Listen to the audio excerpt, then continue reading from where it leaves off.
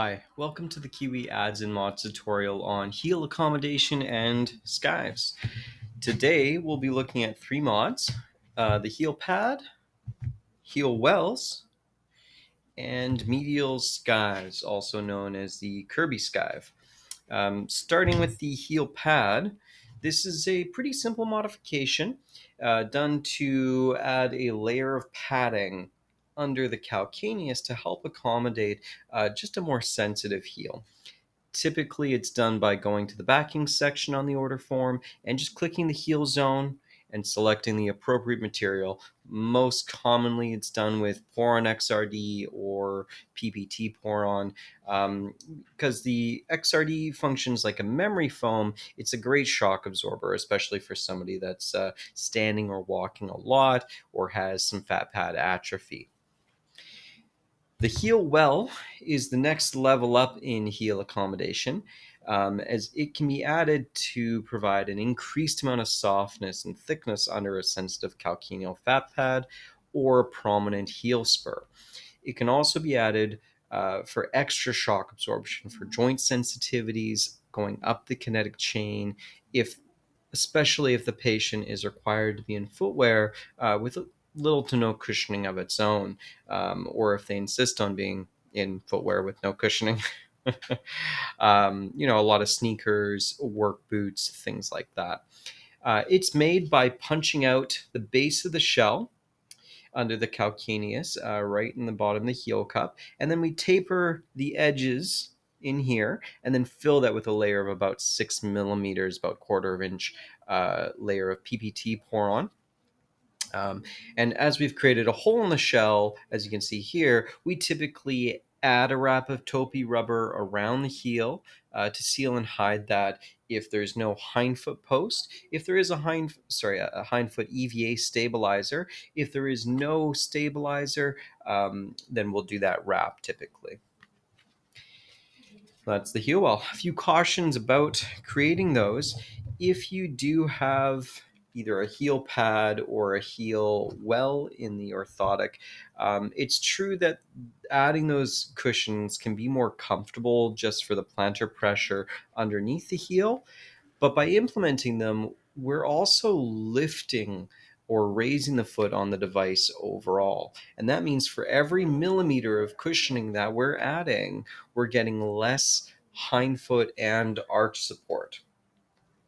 And as the effectiveness of the device is predicated on how closely the foot can sit next to it, this can be maybe not what you want for some cases. For instance, if I have a nice deep heel cup of about 18 millimeters, but I add a 3 millimeter XRD pad or a 6 millimeter PPT pad, now I'm getting effectively the support of a shallower heel cup, 15 or even a 12 millimeter, because I've reduced the fit of the internal shape. And as with many orthotic modifications, there can be a trade-off between the desire for cushioning and the desire for comfort and the actual overall efficacy of the device. So you may be designing something because that's what the patient says they want, or that's what you think that they want, but you may be actually reducing the effect, the reason they might be getting the orthotic in the first place. The most important thing with a lot of these modifications is to know your goal for the device and then design it with that in mind. That should be the focus, and try not to make too many compromises for comfort, or what you might perceive as comfort. The last modification we'll talk about is the medial or Kirby skive.